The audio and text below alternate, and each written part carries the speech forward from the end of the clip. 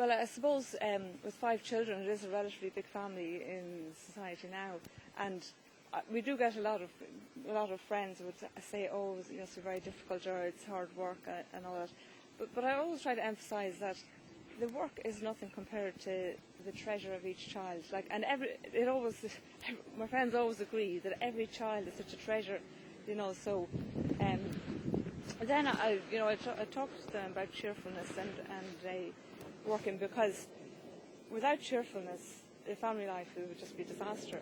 And the chapter A of St. Josemaria is in the way on cheerfulness. I often bring it to prayer, to if I'm feeling kind of tired, or at bedtime, when it's the children's bedtime, it's a difficult time, that the points might come to my mind, that kind of really me getting cross or angry with the children just because I'm tired isn't, it's not a good example to them, and it's not,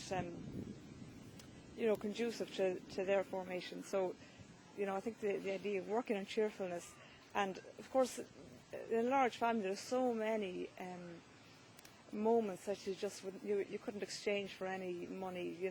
The funny things and the games. Or in the summertime, we have a trampoline in the garden, and sometimes the whole family goes on it. And the bigger the family, I'm sure our neighbours, I don't know what they think we're up to, but they laughing, and all the different age groups, and the big ones minding the little ones, and there's so many opportunities for happy memories, and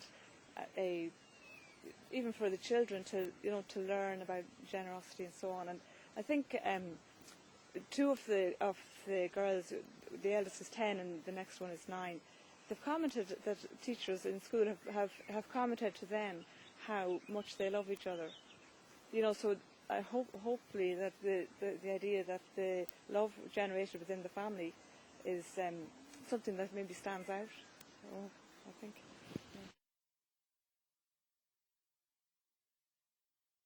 Yeah. In medicine, many of the things you see day to day are very much the same, and then some things are extraordinary occasionally and serious and very upsetting and very demanding.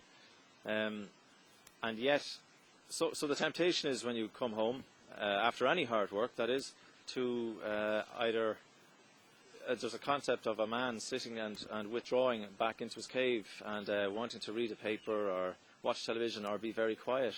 And yet at the same time, that particular moment is perhaps when your spouse and your children haven't seen you for several hours and they want to talk to you, and it's fortunate to be in that position. So the effort required there to give your children the full attention that that they deserve at that time, again, that image of St. Joseph is very good. And of course to your spouse as well. Life is made up of many, many everyday small things and a few big events.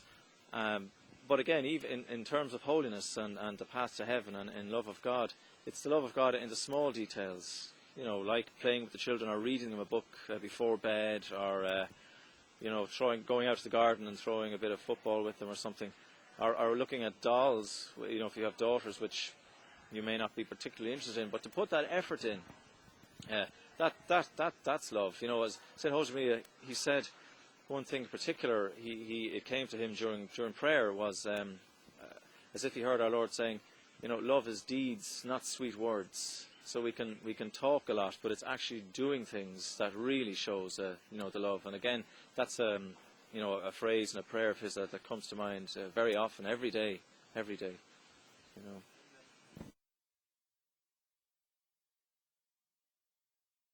Well, I think the idea that St. Josemaria said about your spouse being the path to heaven, and the children are the mother's path to heaven and the father's path to heaven. And so when there are difficulties, tiredness or illness, or as John was saying, the tedium of every day, that you see that is your path to heaven. And then instead of being a kind of a boring, tedious, same thing every day, or they seem to be telling the children the same instruction for 25,000th time, that is actually part of your path to heaven. And by teaching the child, for the 50th time the same thing, that you're forming their soul that way, and that eventually it will have the results. And also, I think what he always spoke about, cheerfulness, and keeping the marriage young, to look at each other the same way as you did when you were dating. That so to not look on your spouse as a kind of just someone that you have to iron their shirt, or someone else that's in the house, but that this is the person that God has known from all eternity, that it has chosen to help you and you for Him to get to heaven. And to let the children know that that all of this and the family is all part of God's plan. And God's plan is always the best, better than anything we can plan or anything we can imagine.